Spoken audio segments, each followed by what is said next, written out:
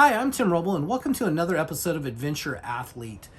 Let's talk about some of the progress and what I got done last week. So last week I started integrating a morning run into my program. I'm leaving about 8:30 every morning and doing 2.5 miles and doing that every day. And that actually has supercharged my fabrication, and my energy level is up and higher than it was before. So definitely putting the physical exercise back into this agenda is actually a good thing, and it's helping me get through the week a little bit better. So let me show you what I got done this week.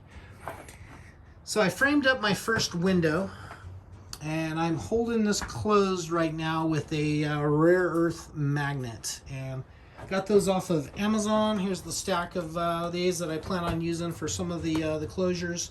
You know, that'll be a magnetic closure that'll just kind of help things from rattling around. And then I'll have on this, I'll do like deadbolt pins. I also ordered these struts, and they came in. Now these are a 55 pounder, and that's going to be too much for a small little window like this. So I have ordered same company. The travel and throw and everything is going to work. You basically mount these on 20% of what the opening is, and so that'll be there, and then the lower will attach here, and basically you'll set this up with the 20%. So you basically set the opening, and I want the opening to be slightly down. Like if it's raining, I want the rain to roll off of it, not roll back into the vehicle. So I'll set that up. I got the hinges welded in, and how I did these hinges is I got this set up so when it goes here, we can actually slide this window off. I did that just to make it easier for the paneling. I'm all set up and ground down on the outside. I got to hit it with the sander and put the 3M double-sided VHB, very high bond tape on, and I could have like a couple sheets and everything done in a day there. You see that I did pull off the Dutch door, and that worked out really well. So, you know, you can have the top open and the bottom closed, or both open, however you choose to do it, but I'll move away from that. Set that up. I got 5 keyed deadbolts that are all the same. So I'm going to use 2 for the front for the pass-through. That you'll have to have a key to pass through into the cab into here, and then 2 for here. And once again, I am going to weld in some magnetic. Right now I just have this rare earth magnet in place, but man, when this thing latches, I mean, it's solid. I mean, it probably takes 15-20 pounds of pressure to open that. Pretty cool. I'm going to replace this little magnet here with a rare earth. I have a couple different ones coming in. I got some that are round that's going to have a hole in the middle of it and countersunk, so you can put a screw in something. You notice that I did move this, what's this called, a shelf, a box, but that's going to be where it lives. Right now it's just it's tacked in place. It's going to have to come back off to put a sheet on, but working really well. Another thing that I worked on this week is I got this welder up and into place, and this is the Esab EMP 205 IC AC/DC. That's a long thing to say there, but basically this thing is a computer. Super impressed with the setup of this. I got it set up. I hooked it up to 75/25. 30 thousandths wire in it, and it's got a smart function, which sometimes those smart functions don't work all that well, but I'm going to say this machine right here, I did plug it into 215 instead of 110, but it hits as hard as this Miller 255 on the thinner stuff. I welded in a couple tabs on this side and on this side, but I'm very happy with the weld quality and how everything went through.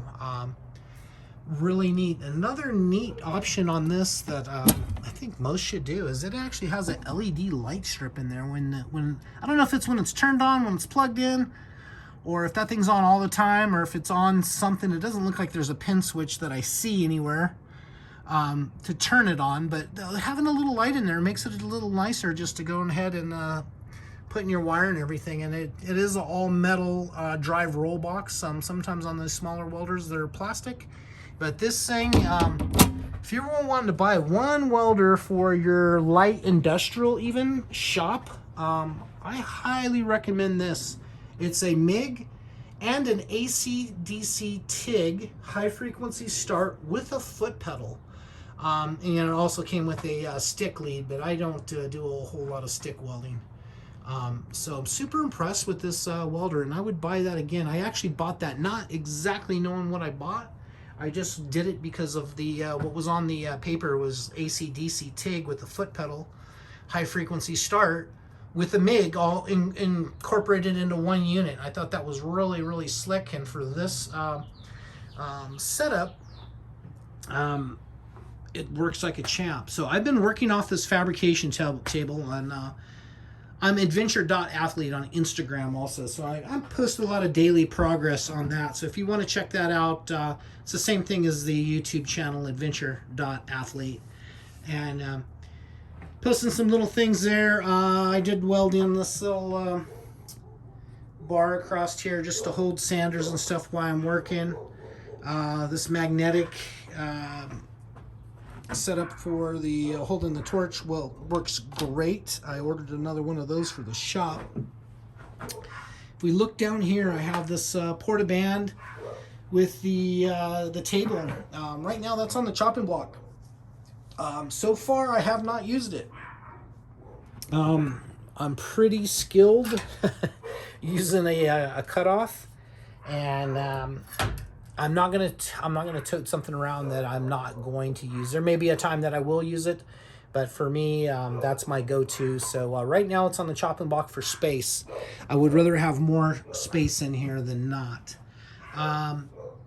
After I get done putting this video in, the next thing on the agenda is I'm gonna cut this bar out right here and cut this bar out right here, and I'm gonna make that window opening, that hole up to here. And that's where I'm going to utilize these 55-pound struts. 55 is a lot of force, and I've ordered some smaller. I think it's either 15 or 20s for the rest of the windows, and then another 55 for the big window here. So I'll have two big windows on the side, one in the bathroom, and then one over here on the up above, right below where the bed is going to nest. So when the bed's down, that'll be a nice window, so I can get some cross breeze through there. And then I'll do another window there and another window in the kitchen. So be getting a lot of cross flow breeze. I say windows, but my plan is I don't plan on actually making these windows. If it's nice out, everything will be opened up. I'll probably do some magnetic screens that like I had in the adventure truck. But other than that, I don't think I want a physical window to see out of. I would rather have a panel. It's a lot more thermally efficient, and I just like the look. If it's crappy outside and I don't want to really look outside, I'd rather look in this environment and focus on that. So that's the plan. It looks like Saturdays is starting to become my wood processing day. I did a 4x10 pallet, planed everything down to 1/2 inch thick. I took on an oak pallet and a pine pallet, and I like the pine so much better. Oak is a nice, hard, heavy wood. Pine just, I don't know, it just has, it's light, it's airy, it has a neat feel to it. And I did a really good job of cutting down and ripping everything and planing everything down on a nice finish. So I have a finished product there. So next Saturday I'll do the same thing.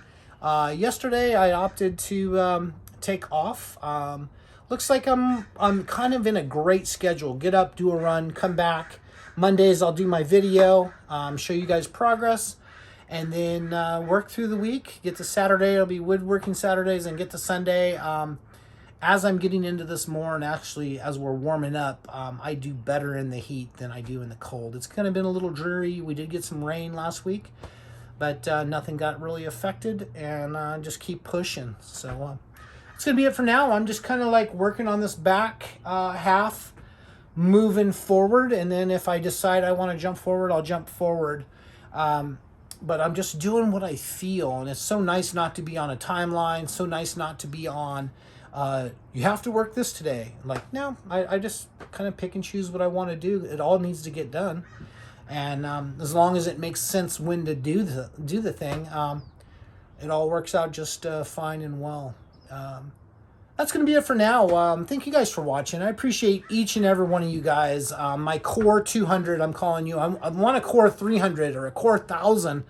But the core 200 that watches this video when it comes out and they're interested in what I'm doing, I thank you guys so much for the comments and the inspiration. It's so nice to have people drive you and comment. If you're not subscribed to this channel, please hit subscribe. And if you liked it, give me a thumbs up. Once again, thank you for my family that watches this religiously. Jeremy, Sierra, Mackenzie, and Aubrey. Aubrey is my 5-year-old granddaughter, and she absolutely loves to see me on. They watch it on TV. So hi, Aubrey, and thank you for watching. Thank each and every one of you for watching. I'm Tim Rebal, and I'll catch you guys here next time.